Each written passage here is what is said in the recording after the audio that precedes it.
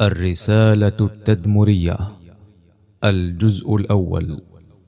الرسالة التدمرية تحقيق الإثبات للأسماء والصفات وحقيقة الجمع بين القدر والشرع، لشيخ الإسلام أحمد بن عبد الحليم ابن تيمية الحراني رحمه الله تعالى.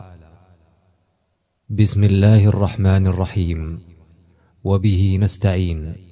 قال الشيخ الإمام العالم العلامة شيخ الإسلام مفتي الأنام، أوحد عصره وفريد دهره، ناصر السنة وقامع البدعة، تقي الدين أبو العباس أحمد بن الشيخ الإمام العلامة شهاب الدين عبد الحليم ابن الشيخ الإمام العلامة شيخ الإسلام مجد الدين أبي البركات عبد السلام بن تيمية الحراني رضي الله عنه وأرضاه. الحمد لله نحمده ونستعينه ونستغفره، ونعوذ بالله من شرور أنفسنا ومن سيئات أعمالنا.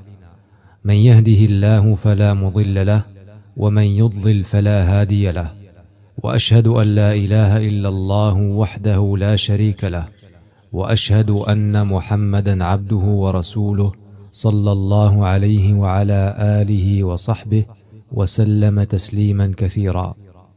أما بعد، فقد سألني من تعينت إجابتهم أن أكتب لهم مضمون ما سمعوه مني في بعض المجالس من الكلام في التوحيد والصفات وفي الشرع والقدر، لمسيس الحاجة إلى تحقيق هذين الأصلين وكثرة الاضطراب فيهما، فإنهما مع حاجة كل أحد إليهما، ومع أن أهل النظر والعلم والإرادة والعبادة لا بد أن يخطر لهم في ذلك من الخواطر والأقوال ما يحتاجون معه إلى بيان الهدى من الضلال، لا سيما مع كثرة من خاض في ذلك بالحق تارة وبالباطل تارات، وما يأتري القلوب في ذلك من الشبه التي توقعها في أنواع الضلالات.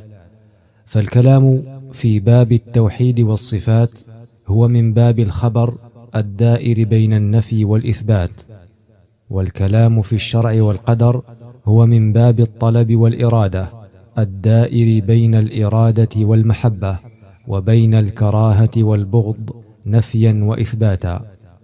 والإنسان يجد في نفسه الفرق بين النفي والإثبات والتصديق والتكذيب، وبين الحب والبغض والحظ والمنع، حتى إن الفرق بين هذا النوع وبين النوع الآخر معروف عند العامة والخاصة، معروف عند أصناف المتكلمين في العلم، كما ذكر ذلك الفقهاء في كتاب الأيمان، وكما ذكره المقسمون للكلام من أهل النظر والنحو والبيان، فذكروا أن الكلام نوعان: خبر وإنشاء، والخبر دائر بين النفي والإثبات، والإنشاء أمر أو نهي أو إباحة.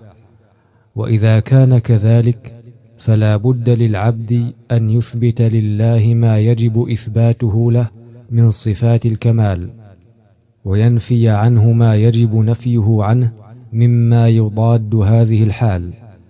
ولا بد له في أحكامه من أن يثبت خلقه وأمره، فيؤمن بخلقه المتضمن كمال قدرته وعموم مشيئته، ويثبت أمره المتضمن بيان ما يحبه ويرضاه من القول والعمل، ويؤمن بشرعه وقدره إيمانا خاليا من الزلل.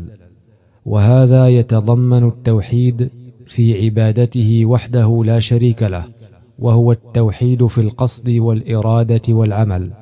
والأول يتضمن التوحيد في العلم والقول، كما دلت على ذلك سورة قل هو الله أحد، ودلت على الآخر سورة قل يا أيها الكافرون، وهما سورة الإخلاص، وبهما كان يقرأ صلى الله عليه وسلم بعد الفاتحة في ركعتي الفجر وركعتي الطواف وغير ذلك.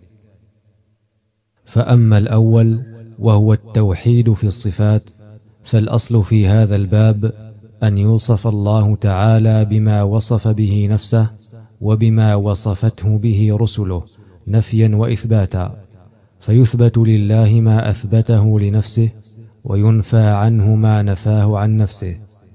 وقد علم أن طريقة سلف الأمة وأئمتها إثبات ما أثبته من الصفات من غير تكييف ولا تمثيل، ومن غير تحريف ولا تعطيل، وكذلك ينفون عنه ما نفاه عن نفسه مع ما أثبته من الصفات من غير إلحاد، لا في أسمائه ولا في آياته، فإن الله ذم الذين يلحدون في أسمائه وآياته، كما قال تعالى: ولله الأسماء الحسنى فادعوه بها وذروا الذين يلحدون في أسمائه سيجزون ما كانوا يعملون. وقال تعالى: إن الذين يلحدون في آياتنا لا يخفون علينا أفمن يلقى في النار خير أم من يأتي آمنا يوم القيامة اعملوا ما شئتم إنه بما تعملون بصير. فطريقتهم تتضمن إثبات الأسماء والصفات مع نفي مماثلة المخلوقات، إثباتا بلا تشبيه وتنزيها بلا تعطيل، كما قال تعالى: ليس كمثله شيء وهو السميع البصير. ففي قوله ليس كمثله شيء رد للتشبيه والتمثيل، وقوله وهو السميع البصير رد للإلحاد والتعطيل. والله سبحانه وتعالى بعث رسله بإثبات مفصل ونفي مجمل، فأثبتوا له الصفات على وجه التفصيل، ونفوا عنه ما لا يصلح له من التشبيه والتمثيل، كما قال تعالى: فاعبده واصطبر لعبادته هل تعلم له سميا. قال أهل اللغة: هل تعلم له سميا أي نظيرا يستحق مثل اسمه، ويقال مساميا يساميه. وهذا معنى ما يروى عن ابن عباس: هل تعلم له مثلا أو شبيها. وقال تعالى: لم يلد ولم يولد ولم يكن له كفوا أحد. وقال تعالى: فلا تجعلوا لله أندادا وأنتم تعلمون. وقال تعالى: ومن الناس من يتخذ من دون الله أندادا يحبونهم كحب الله والذين آمنوا أشد حبا لله. وقال تعالى: وجعلوا لله شركاء الجن وخلقهم وخرقوا له بنين وبنات بغير علم سبحانه وتعالى عما يصفون. بديع السماوات والأرض أنى يكون له ولد ولم تكن له صاحبة وخلق كل شيء وهو بكل شيء عليم. وقال تعالى: تبارك الذي نزل الفرقان على عبده ليكون للعالمين نذيرا، الذي له ملك السماوات والأرض ولم يتخذ ولدا ولم يكن له شريك في الملك.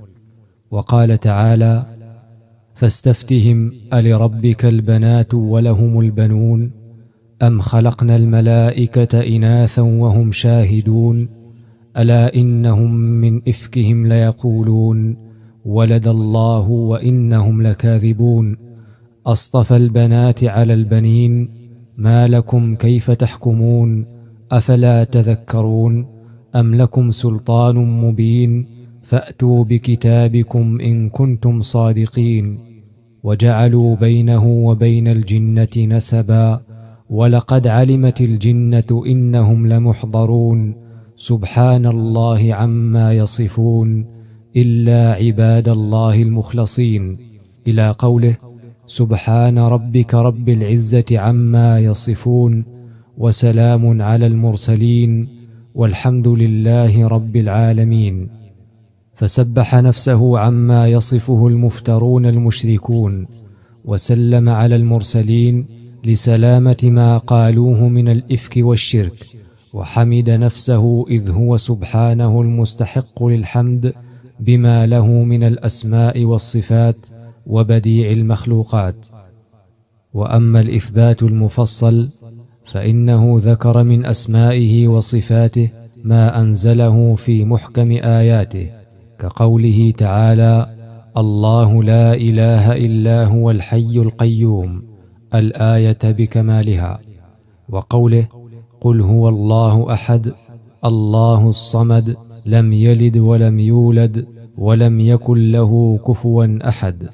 وقوله: وهو العليم الحكيم، وهو العليم القدير، وهو السميع البصير، وهو العزيز الحكيم، وهو الغفور الرحيم، وهو الغفور الودود ذو العرش المجيد فعال لما يريد. هو الأول والآخر والظاهر والباطن، وهو بكل شيء عليم. هو الذي خلق السماوات والأرض في 6 أيام ثم استوى على العرش، يعلم ما يلج في الأرض وما يخرج منها وما ينزل من السماء وما يعرج فيها، وهو معكم أينما كنتم والله بما تعملون بصير. وقوله: ذلك بأنهم اتبعوا ما أسخط الله وكرهوا رضوانه فأحبط أعمالهم. وقوله: فسوف يأتي الله بقوم يحبهم ويحبونه. وقوله: رضي الله عنهم ورضوا عنه. وقوله: ومن يقتل مؤمنا متعمدا فجزاؤه جهنم خالدا فيها وغضب الله عليه ولعنه وأعد له عذابا عظيما. وقوله: إن الذين كفروا ينادون لمقت الله أكبر من مقتكم أنفسكم إذ تدعون إلى الإيمان فتكفرون. وقوله: هل ينظرون إلا أن يأتيهم الله في ظلل من الغمام والملائكة. وقوله: ثم استوى إلى السماء وهي دخان فقال لها وللأرض ائتيا طوعا أو كرها قالتا أتينا طائعين. وقوله: وكلم الله موسى تكليما. وقوله: وناديناه من جانب الطور الأيمن وقربناه نجيا. وقوله: ويوم يناديهم فيقول أين شركائي الذين كنتم تزعمون. وقوله: إنما أمره إذا أراد شيئا أن يقول له كن فيكون. وقوله تعالى: هو الله الذي لا إله إلا هو عالم الغيب والشهادة هو الرحمن الرحيم. هو الله الذي لا إله إلا هو الملك القدوس السلام المؤمن المهيمن العزيز الجبار المتكبر سبحان الله عما يشركون. هو الله الخالق البارئ المصور له الأسماء الحسنى يسبح له ما في السماوات والأرض وهو العزيز الحكيم. إلى أمثال هذه الآيات والأحاديث الثابتة عن النبي صلى الله عليه وسلم في أسماء الرب تعالى وصفاته، فإن في ذلك من إثبات ذاته وصفاته على وجه التفصيل، وإثبات وحدانيته بنفي التمثيل، ما هدى الله به عباده إلى سواء السبيل، فهذه طريقة الرسل صلى الله عليهم أجمعين. وأما من زاغ وحاد عن سبيلهم من الكفار والمشركين والذين أوتوا الكتاب، ومن دخل في هؤلاء من الصابئة والمتفلسفة والجهمية والقرامطة الباطنية ونحوهم، فإنهم على ضد ذلك، فإنهم يصفونه بالصفات السلبية على وجه التفصيل، ولا يثبتون إلا وجودا مطلقا لا حقيقة له عند التحصيل، وإنما يرجع إلى وجود في الأذهان يمتنع تحققه في الأعيان. فقولهم يستلزم غاية التعطيل وغاية التمثيل، فإنهم يمثلونه بالممتنعات والمعدومات والجمادات، ويعطلون الأسماء والصفات تعطيلا يستلزم نفي الذات. فغاليتهم يسلبون عنه النقيضين، فيقولون لا موجود ولا معدوم، ولا حي ولا ميت، ولا عالم ولا جاهل، لأنهم بزعمهم إذا وصفوه بالإثبات شبهوه بالموجودات، وإذا وصفوه بالنفي شبهوه بالمعدومات، فسلبوا النقيضين، وهذا ممتنع في بدائه العقول. وحرفوا ما أنزل الله تعالى من الكتاب وما جاء به الرسول صلى الله عليه وسلم، ووقعوا في شر مما فروا منه، فإنهم شبهوه بالممتنعات، إذ سلب النقيضين كجمع النقيضين كلاهما من الممتنعات. وقد علم بالاضطرار أن الوجود لا بد له من موجد واجب بذاته، غني عما سواه، قديم أزلي، لا يجوز عليه الحدوث ولا العدم، فوصفوه بما يمتنع وجوده فضلا عن الوجوب أو الوجود أو القدم. وقاربهم طائفة من الفلاسفة وأتباعهم فوصفوه بالسلوب والإضافات دون صفات الإثبات، وجعلوه هو الوجود المطلق بشرط الإطلاق. وقد علم بصريح العقل أن هذا لا يكون إلا في الذهن، لا فيما خرج عنه من الموجودات، وجعلوا الصفة هي الموصوف، فجعلوا العلم عين العالم مكابرة للقضايا البديهيات، وجعلوا هذه الصفة هي الأخرى، فلم يميزوا بين العلم والقدرة والمشيئة جحدا للعلوم الضروريات.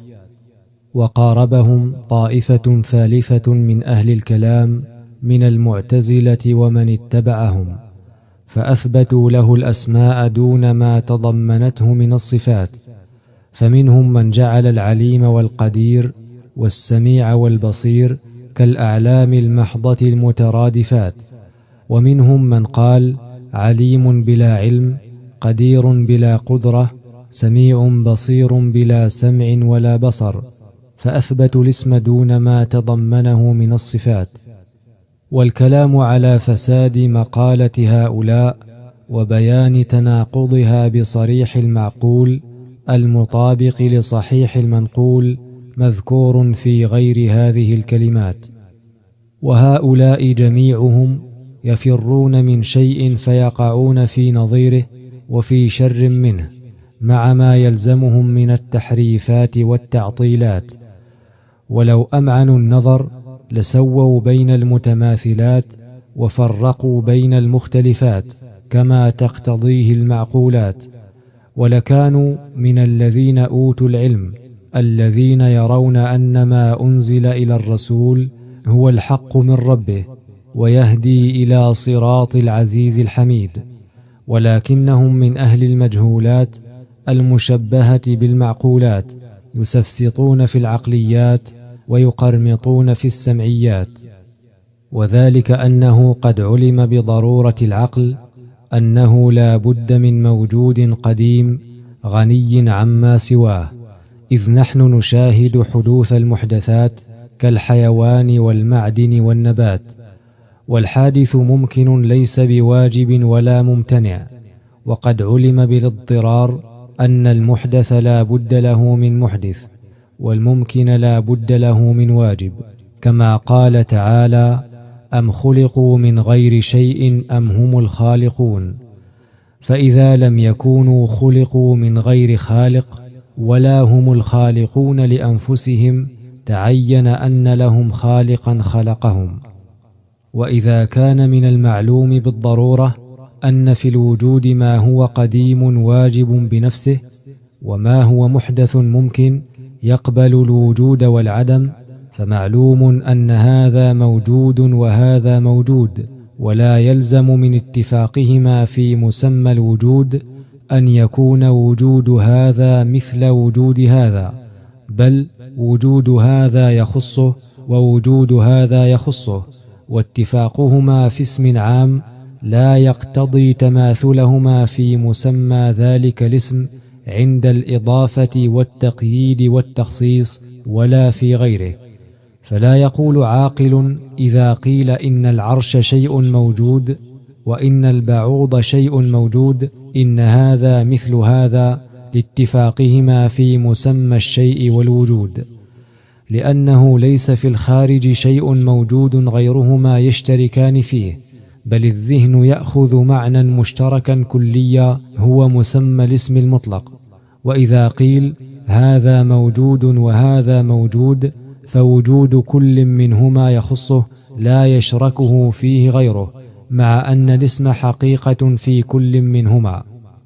ولهذا سمى الله نفسه بأسماء وسمى صفاته بأسماء، فكانت تلك الأسماء مختصة به إذا أضيفت إليه لا يشركه فيها غيره، وسمى بعض مخلوقاته بأسماء مختصة بهم مضافة إليهم توافق تلك الأسماء إذا قطعت عن الإضافة والتخصيص.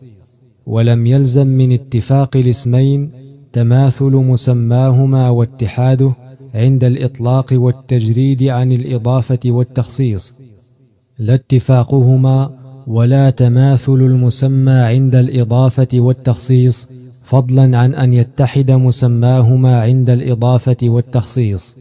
فقد سمى الله نفسه حيا فقال: الله لا إله إلا هو الحي القيوم، وسمى بعض عباده حيا فقال: يخرج الحي من الميت ويخرج الميت من الحي، وليس هذا الحي مثل هذا الحي، لأن قوله الحي اسم لله مختص به، وقوله يخرج الحي من الميت اسم للحي المخلوق مختص به، وإنما يتفقان إذا أطلقا وجردا عن التخصيص، ولكن ليس للمطلق مسمى موجود في الخارج، ولكن العقل يفهم من المطلق قدرا مشتركا بين المسميين، وعند الاختصاص يقيد ذلك بما يتميز به الخالق عن المخلوق والمخلوق عن الخالق.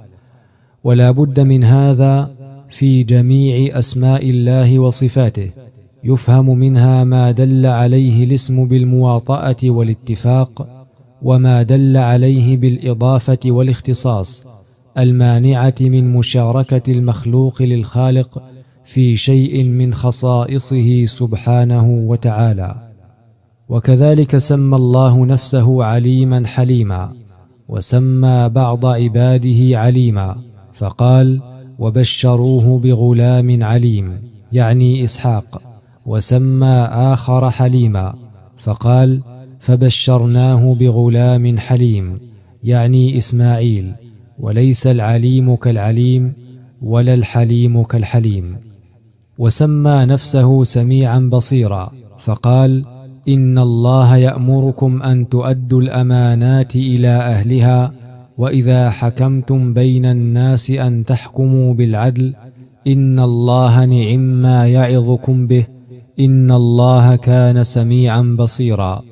وسمى بعض خلقه سميعا بصيرا فقال: إنا خلقنا الإنسان من نطفة أمشاج نبتليه فجعلناه سميعا بصيرا. وليس السميع كالسميع ولا البصير كالبصير. وسمى نفسه بالرؤوف الرحيم فقال: إن الله بالناس لرؤوف رحيم. وسمى بعض عباده بالرؤوف الرحيم فقال: لقد جاءكم رسول من أنفسكم عزيز عليه ما عنتم حريص عليكم بالمؤمنين رؤوف رحيم. وليس الرؤوف كالرؤوف ولا الرحيم كالرحيم. وسمى نفسه بالملك فقال: الملك القدوس. وسمى بعض عباده بالملك فقال: وكان وراءهم ملك يأخذ كل سفينة غصبا.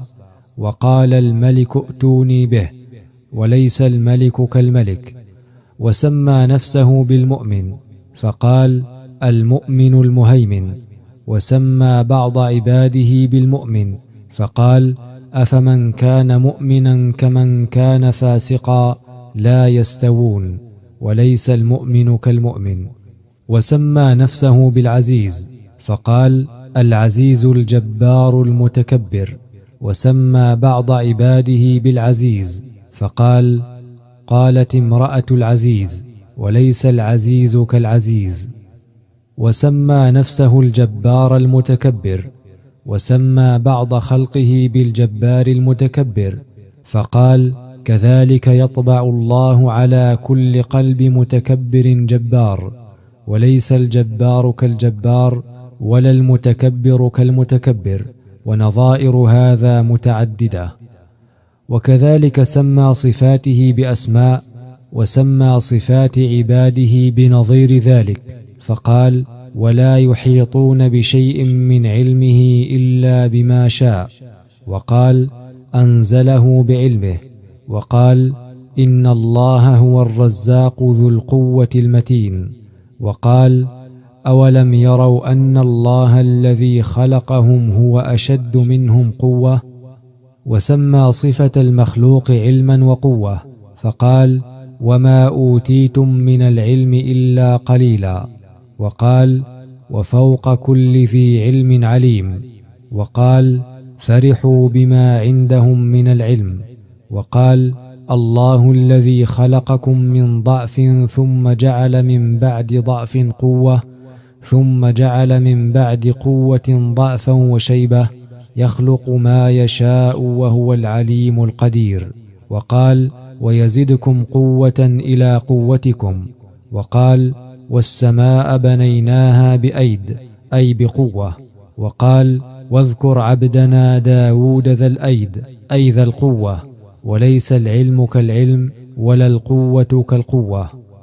وكذلك وصف نفسه بالمشيئة، ووصف عبده بالمشيئة، فقال: لمن شاء منكم أن يستقيم، وما تشاءون إلا أن يشاء الله رب العالمين. وقال: إن هذه تذكرة، فمن شاء اتخذ إلى ربه سبيلا، وما تشاءون إلا أن يشاء الله، إن الله كان عليما حكيما. وكذلك وصف نفسه بالإرادة، ووصف عبده بالإرادة، فقال: تريدون عرض الدنيا والله يريد الآخرة والله عزيز حكيم.